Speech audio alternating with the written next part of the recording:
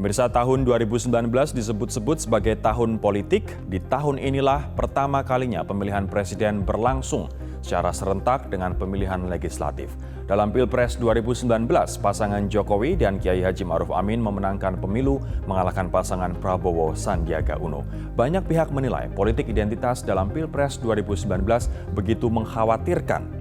Namun, bangsa ini terbukti teruji berhasil melaluinya dengan aman dan damai. Inilah moment of the year di bidang politik.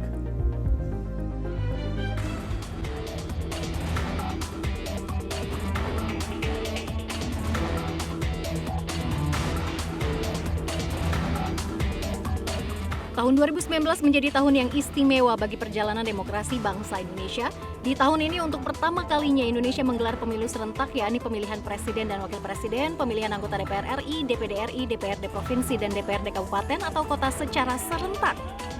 Pada pemilu serentak 2019 ini, masa kampanye berlangsung cukup lama, yakni mencapai 7 bulan sejak 23 September 2018 hingga 13 April 2019. Seluruh kandidat baik pasangan calon presiden dan calon wakil presiden serta para calon anggota legislatif baik pusat maupun daerah memanfaatkan masa kampanye ini dengan baik.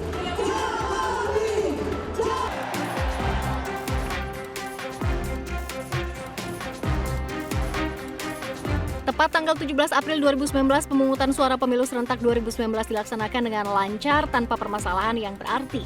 Pelaksanaan pemungutan suara pemilu serentak ini pun mendapat apresiasi dari sejumlah pihak. Pujian disampaikan Duta Besar Inggris untuk Indonesia saat itu, Muazzam Malik. Melalui akun Twitternya, Muazzam mengaku ia turut merasakan atmosfer pelaksanaan pemilu dengan berkeliling di TPS-TPS dekat kediamannya. Muazzam Malik pun mengaku sangat yakin dengan masa depan Indonesia. Pujian juga diberikan Duta Besar Denmark untuk Indonesia, Rasmus Christensen, yang menyebut pelaksanaan pemilu Indonesia sebagai cerminan demokrasi yang sukses.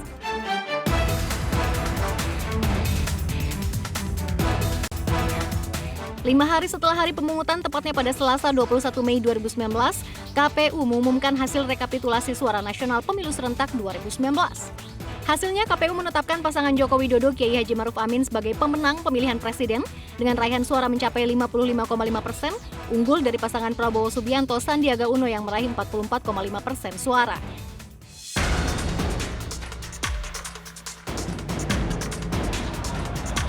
Penetapan hasil rekapitulasi suara nasional yang diumumkan KPU pada tanggal 21 dini hari memicu demonstrasi pendukung pasangan Prabowo Sandiaga Uno pada siang harinya.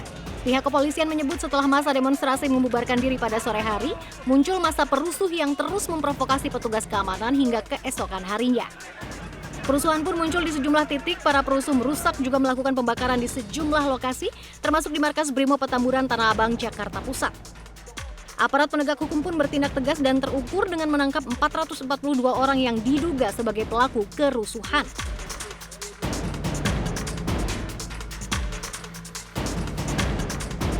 Tak terima dengan hasil rekapitulasi nasional yang ditetapkan oleh KPU, pasangan Prabowo Sandiaga Uno mengajukan gugatan ke Mahkamah Konstitusi.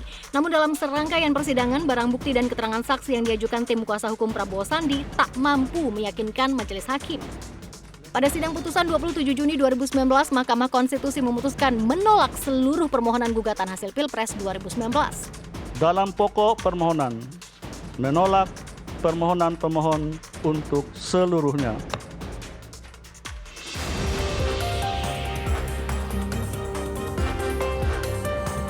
Tensi politik yang tak kunjung mereda usai putusan Mahkamah Konstitusi yang menolak seluruh gugatan pasangan Prabowo Sandi membuat banyak pihak berharap ada pertemuan antara Jokowi dengan Prabowo. Setelah melalui proses panjang dan rumit, Jokowi dan Prabowo pun akhirnya sepakat untuk bertemu. Menariknya, pertemuan disepakati dilakukan di Stasiun Moda Transportasi Terpadu atau MRT Lebak Bulus pada Sabtu 13 Juli 2019. Dalam pertemuan ini, keduanya juga naik kereta MRT dari Stasiun Lebak Bulus hingga Stasiun Senayan. Kepada awak media, Jokowi mengaku yang mengusulkan pertemuan di MRT dengan alasan ia tahu Prabowo belum pernah naik MRT yang untuk pertama kalinya dibangun dan dimiliki bangsa Indonesia ini. Prabowo pun nampak senang dan menyebut naik MRT seperti berada di luar negeri.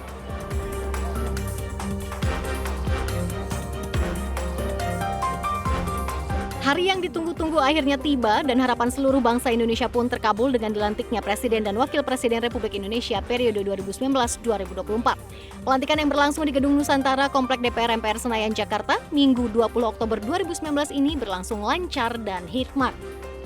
Istimewanya, dalam pelantikan ini hadir pasangan Prabowo Subianto Sandiaga Uno, juga Presiden kelima RI Megawati Soekarno Putri, dan Presiden keenam RI Susilo Bambang Yudhoyono.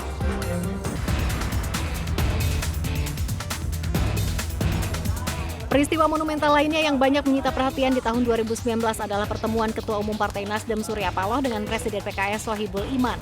Pihak Partai Nasdem menyebut pertemuan kedua tokoh ini sebagai upaya menjaga silaturahmi nasional meskipun kedua partai memiliki posisi yang berbeda.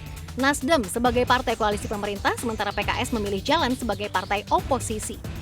Pertemuan ini juga diwarnai pelukan erat Surya Paloh pada Sohibul Iman yang banyak mendapat komentar termasuk dari Presiden Joko Widodo. Jokowi mengaku cemburu, sangat cemburu.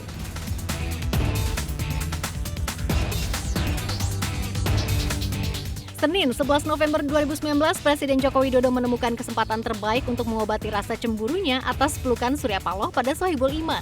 Dalam sambutan pada penutupan Kongres Partai Nasdem di G-Expo Kemayoran, Jakarta, Jokowi mengakui kecemburuannya dan mengatakan akan memeluk Surya Paloh lebih erat lagi. Urusan rangkulan Bang Surya dan Pak Sohibul Imam itu hanya masalah kecemburuan. Masalah kecemburuan karena saya memang tidak pernah dirangkul seerat itu. Tetapi sehabis saya menyampaikan sambutan, saya akan peluk erat Bang Surya.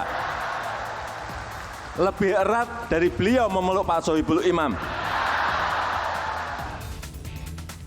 Benar saja, usai memberi sambutan Jokowi menghampiri Surya Paloh, keduanya pun berpelukan lebih erat. Pelukan dua sahabat, pelukan dua tokoh nasional yang sama-sama bertekad menyatukan energi untuk memajukan bangsa. Kongres Partai Nasdem yang digelar pada tanggal 8 hingga 11 November 2019 ini mengukuhkan kembali Surya Paloh sebagai Ketua Umum Partai Nasdem periode 2019-2024 yang dipilih secara aklamasi.